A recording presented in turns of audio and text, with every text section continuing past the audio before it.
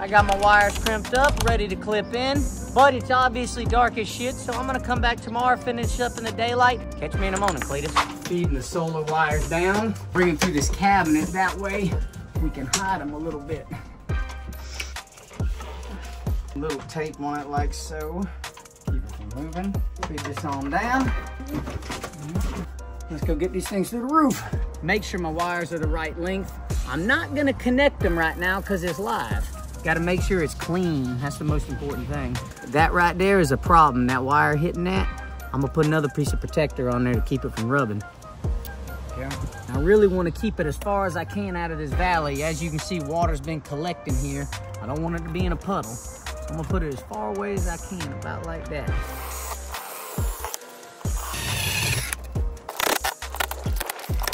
Put this in there to hold it so my holes don't move on me when I'm pre-drilling it. And it ain't moving. I always use mastic tape. Not only does it seal, but it also sticks. This mastic tape, after it sits up here in the hot sun for a few days, you won't even need the fucking screws. Always put 2 layers on there. When you put it on, you see it blow out from underneath and you'll know there's no way in hell that that shit can leak. Now I want you to see when I screw this down, I want you to watch that mastic squirt out the side. See how it's caked up? See how it's bulging out? There ain't no water can get in if you got sealant squirting out. Tighten these up. I got to turn like this because water flows over the roof like this when you're driving. It'll run around the boot. It also protects water from coming into these entry ports in the back. That's why we didn't connect it. No shocking. This is a DC breaker, 15 amp. Put it in there. Just tighten these up by hand just to make sure. DC breaker in. Check it before we cut it on. Make sure I have everything wired correctly. The double insulated solar wire is different than the other number 2 we've been using in the kit. Negative.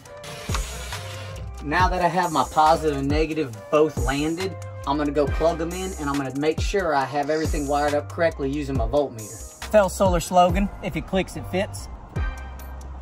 Oh, damn! Listen, huh? 2 in a row. Check our voltmeter.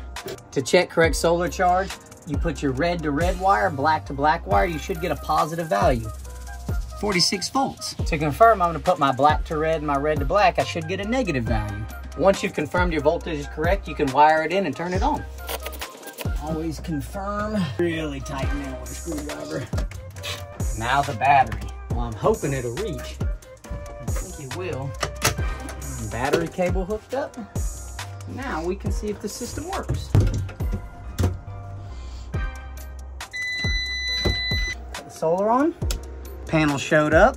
43 volts of solar going in, charging. We've confirmed it has input and output. Now I feel safe putting everything else in, knowing that the battery system is gonna work just fine. Cut your solar off, unplug your battery, everything works.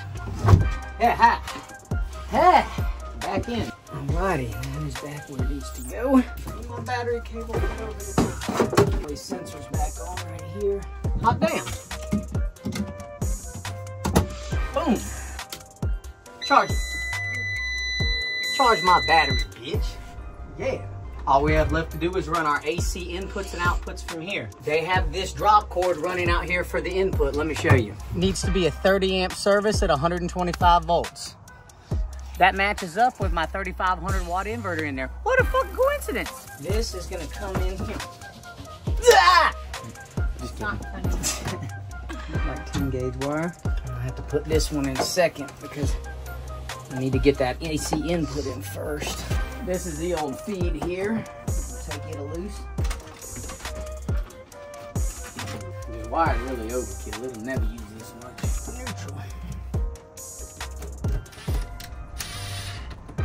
That little symbol is your ground, L is your hot, N is your neutral. That's all you need to know for 120. I'm gonna change this real connector. Neutral is in, ground is in,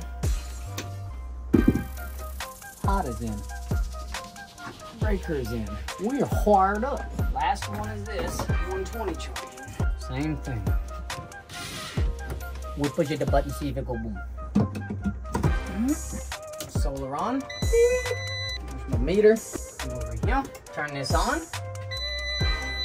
Always check the very end of the circuit. If it's right there, it'll be right everywhere else in between. We should be getting 120. Hey, 120 volts. Bing, bing, bing. Let's hit the button. You hear humming? Hey! Hot damn! Hot damn! It's twerking. It's twerking. Now I gotta add my smart shunt so we can have remote monitoring to always check the battery level. Looks like a good spot for it, don't it? Connected. There's no voltage going to it anywhere. So we can put, you know, I keep my fucking belt down on my battery cables. Go ahead and grab it like so. Hardest part's getting all the little wires in there. Go ahead and get it on the other side.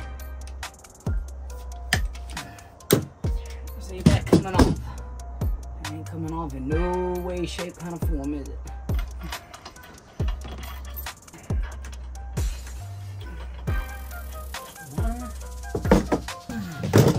Man, something there.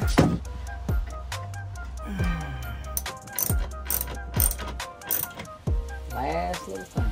This has got to clip into the positive terminal and then plug in there. That way it completes the system so it can tell the voltage. Be a bitch. Ready? To the little hole. Connected. Here it is. Got to install an update. Welcome to technology. Now we have to set our battery parameters so the shunt knows what the hell it's controlling. Now we should get solar in. Why is it not charging? Because the shunt thinks the battery's all the way full. We have to set the parameters so it'll allow energy in. Update. Fuck. To set our battery parameters, you come in here. Max charge voltage, 29.6. Our charge voltage on this, 29.6. I'm gonna put it a little lower than that. I don't want it to get all the way full. I'm gonna make our max voltage rate 29.2. You don't want it to be all the way full. Like a bottle of water, that some bitch might explode. 230 amp hours. Put our discharge floor at 15%. State of charge. How are we gonna set our state of charge? That is how full this battery is. Let's pull up a chart. Here I have a lithium battery charge chart. We see on a 24 volt, 100% rest is 27.2. Wow, 100% charged, 29.2. This lines up.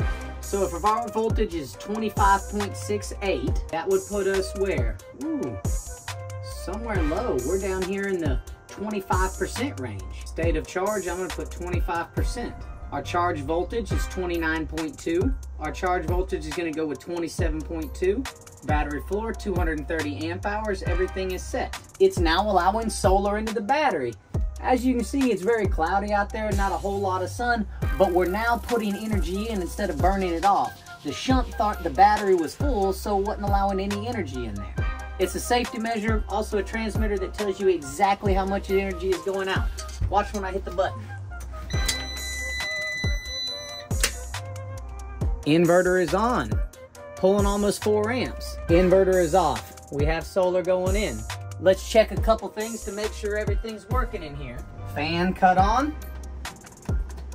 Light cut on. Cut our fridge onto electric. Huh. 280 watts going out. This off-grid system is complete. We have 120 output, we have solar input, we have 12 volt output. Everything is working, confirmed through smart monitoring in real time on a phone.